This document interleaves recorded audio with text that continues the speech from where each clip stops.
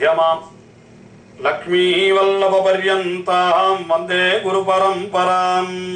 ஆழ்வார்கள் வாழி அருளிச் செயல் வாழி தாழ்வாதுமில் குறவர்தாம் வாழி. ஏழ்வாறுமுய்ய அவர்கள் உரைத்தவர்கள் தாம் வாழி செய்யமறை தன்னுடனே சேர்ந்து. யசோதா பாவனையிலே கண்ணபிரானுடைய சேட்சிதங்களை எல்லாம் அனுபவிக்கின்ற பெரியாழ்வார் அந்த கண்ணபிரான் தளர்நடை நடக்க வேண்டும் என்று யசோதை பாரித்து சொன்ன வார்த்தைகளை 7ஆம் திருமொழியிலே அருளி செய்கின்றார். இப்படி கண்ணபிரான் தளர்நடை நடந்து வருகிற பொழுது ஒரு ஆன போலே நடந்து வர வேண்டும், சந்திரனை போலே பிரகாசிக்க வேண்டும் என்றெல்லாம் தெரிவித்தவர். அடுத்தபடியாக 4வது பாசுரத்திலே அந்த கண்ணபிரானுடைய சிரிப்பு, அது அந்த அழகை வர்ணிக்கிறார். அது எப்படி இருக்கணும்னா, அவன் வரபொழுது அந்த சிரிப்பானது அப்படியே கருப்பஞ்சாறு பெருகினார் போலே இருக்க வேண்டும் என்று இந்த பாசுரத்திலே மிக அழகாக தெரிவிக்கிறார்.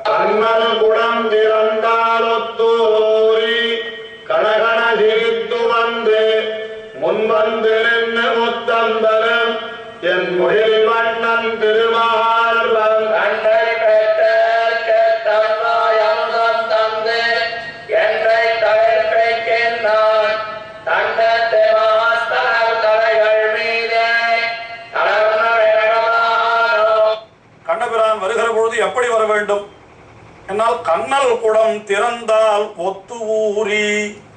இந்த கண்ணல் குடம், கண்ணல் என்னால் கருப்பம் சாறு, கரும்பு சாறு. அந்த கரும்பு சாறு வைத்திருக்கிற குடம், அந்த குடத்திலே குடம் நிறைய கருப்பஞ்சாறு வைத்திருக்கிறார்களாம். அதில் ஒரு சிறிய ஓட்டை விழுந்து விட்டதானால் என்ன ஆகும்? அப்படியே மளமளவென்று அந்த கருப்பஞ்சாறு பெருகி வரும். அதுபோல கண்ணபிரானும் சிரிக்க ஆரம்பித்தானால், சிறிய குழந்தை அல்லவா, அதனால அவனுடைய திருப்பவளத்திலிருந்து அந்த அமிழ்து ஊறி அப்படியே கீழே பெருகுகின்றதாம். அவனுடைய வாயிலிருந்து அந்த கண்ணபிரானுடைய திருப்பவளத்திலே ஊறுகிறபடியினாலே அதை கூட நாம் எச்சில் என்று சொல்லுவதில்லை, அது அமிழ்து என்றுதான் சொல்ல வேண்டும். அந்த அமுதம், அதைத்தான் மேலே பாசுரத்திலேயும் பெரியாழ்வாரும் அமுதம் என்கிற சொல்லாலேயே காட்டுகிறார். இந்த பாசுரத்திலேயே அப்படி கண்ணல் குடம் திறந்தால் ஒத்து ஊறி, கண்ணல் குடத்தை திறந்தால், அதிலே பிளந்தால் அதிலிருந்து எப்படி அந்த கண்ணல் கருப்பன் சாரானது பெருகுமோ அதுபோல கண்ணபிரான் எப்படி வர வேண்டும்? கணகண சிரித்து வந்து, கணகணவென்று சிரித்து, அப்படியே வழக்கு சொல்லையே உபயோகப்படுத்துகிறார். இந்த கணகணா என்ன, அந்த இரட்டை கிளவி சொல்லது.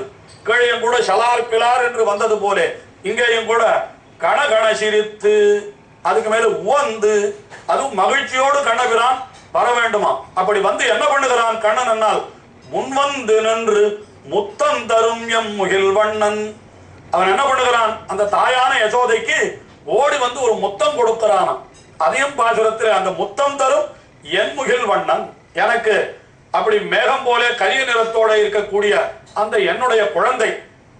அவன் என்ன செய்கிறான், தன்னை பெற்றேற்கு தன் வாயுமுதம் தந்து என்னை தளிர்ப்பிக்கின்றான். தன்னை பெற்றேற்கு, தன்னை பெற்ற எனக்கு, தன்னை பெற்றவளான யசோதையாகிய எனக்கு என்ன செய்கிறான் கண்ணபிரான், தன் வாயமுதம் தந்து, தன்னுடைய முத்தம் கொடுக்கிற காலத்திலே அந்த குழந்தையினுடைய வாயிலே இருக்கக்கூடிய அந்த அமிர்தமும் கூட தாயினுடைய வாயிலே செல்லுகிறது அல்லவா.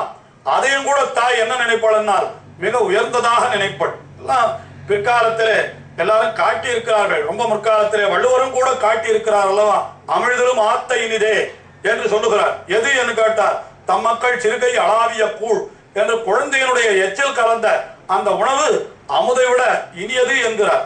இங்கே என்ன சொல்லுகிறார், அந்த கண்ணனுடைய வாயிலிருந்து பெறுகிற அந்த அமிர்தம், அதை சொல்லுகிறார். என்ன சொல்லுகிறார், தன்னை பெற்றேற்கு தன் வாய் அமுதம் தந்து என்னை தளிர்ப்பிக்கின்றான். என்னை நன்றாக தளிர்க்கும்படியாக, அதாவது நன்றாக மகிழும்படியாக செய்கின்றான். அப்படிப்பட்ட கண்ணபிரான் தன்னற்று மாற்றலர் தலைகள் மீதே, தன்னுடைய விரோதிகள் அத்தனை பேருடைய தலையிலேயும் காலை வைத்து தளர்நடை நடக்க மாட்டானா. எல்லா தாய்மார்களும் அதுதானே ஆசைப்படுவார்கள். தன்னுடைய குழந்தையானவன் எல்லாரையும் வென்று இவன் சிறந்தவனாக இருக்க வேண்டும் என்று ஆசைப்படுகிறார்கள். இப்பொழுது இவன் குழந்தையா இருந்தாலும் பிற்காலத்திலே இவன் நடக்கிற நடை அது எப்படி இருக்கும் என்று கேட்டால், மாற்றலர் தலைகள் மீதே என்று விரோதிகள் அத்தனை பேருடைய தலையிலும் காலை வைத்து நடக்கும்படியாக அப்படி இவன் நடக்க. இதைத்தான் நம்மாழ்வாரும் பாசுரங்களிலே அருளி செய்கின்ற பொழுது, பிறந்தவாறும் வளர்ந்தவாறும் என்று தெரிவித்தார். வளர்ந்தவாறும் என்னால் அதற்கு என்ன அர்த்தம் காட்டுகிறார்கள் அங்கே ஆச்சாரியர்கள் என்னால் விரோதிகள் தலையிலே காலையிட்டு வளர்ந்தவாறு என்று காட்டுகிறார். கண்ணபிரான் பிறந்தவன்று தொடங்கி அத்தனை அசுரர்களையும் அழித்துக் கொண்டு அவன் வளர்ந்ததை நாம் பார்த்தோமானால் இப்பொழுது யசோதை கேட்பது எவ்வளவு உண்மை என்பது நமக்கு தெரியும்.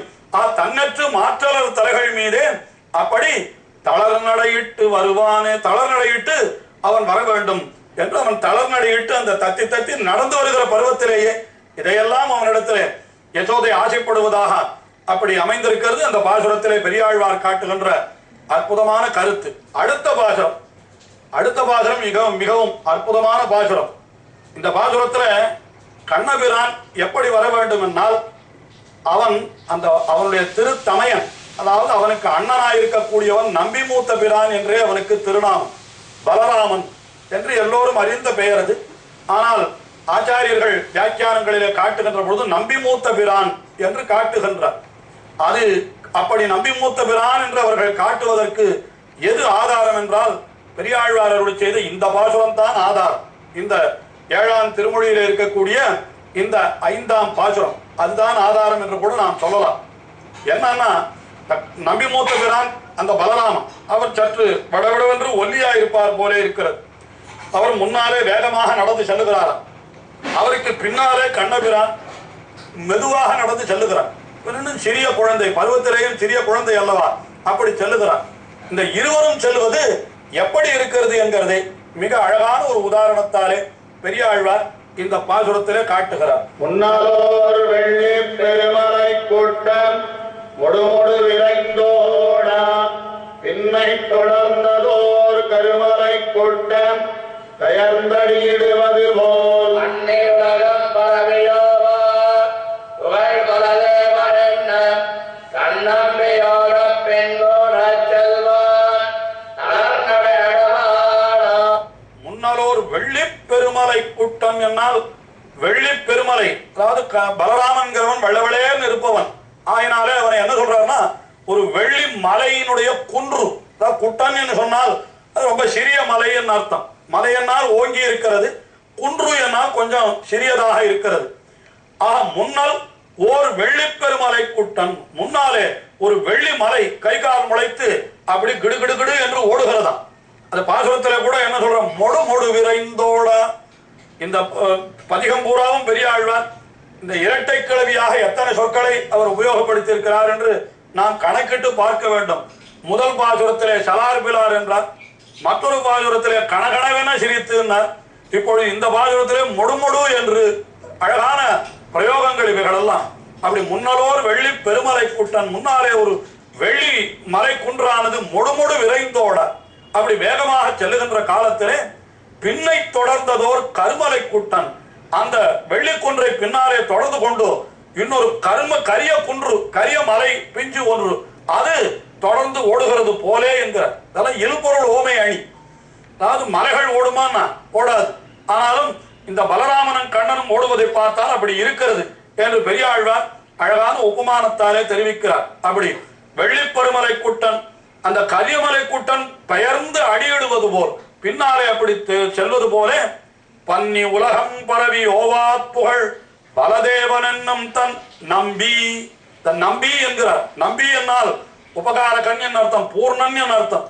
பலதேவனுக்கு ஒரு பெரிய பெருமை சொல்லுகிறார் இந்த பாசுரத்தில்.